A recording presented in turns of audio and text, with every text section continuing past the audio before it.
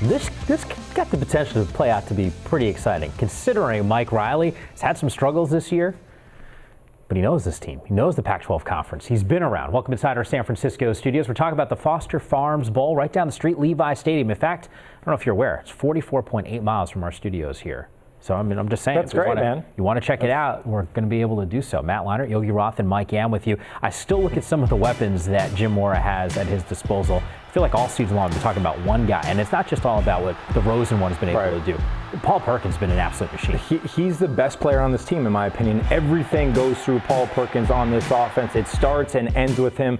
Listen, Nebraska's defense is good. They're a top 10 rushing defense in the country, but UCLA has to establish the run. They got to get him a bunch of carries in this game, because what that does, it takes pressure off Josh Rosen. He's still a young quarterback. He still has had growing pains this year, although he is going to be a terrific player.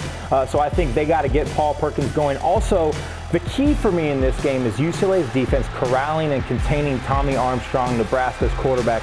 This guy is Jekyll and Hyde. When he is on, he is one of the most dynamic quarterbacks in the country, but when he's off, he will throw you some interceptions. He'll throw 3 or 4 in one game. So obviously UCLA is hoping to get that version of the quarterback, but they have to contain him. They have to collapse the pocket, force him to make some bad decisions. You know, UCLA loses to SC, and the next day everybody's kind of bummed about it. Josh Rosen, Manhattan Beach guy, walks over to Jim Mora's house, plops down on his couch, and they just talk about it. And they go through the process of dealing with the pain of that loss, the Pac-12 championship on the line. I think this team, Mora, Josh Rosen, come together, and now what we said prior to this season was this would be the best team under Jim Mora. With all the injuries, obviously that didn't happen. I think next year's team is the best team, and I think they begin the campaign in this bowl game against Nebraska. Depending upon if Kenny Clark leaves or not, or Paul Perkins leaves or not, this team is going to be loaded next year. Majority of their offensive line comes back, majority of their skill position players come back. Their quarterback, you could argue, is the most talented guy in the conference, let alone the country, coming back.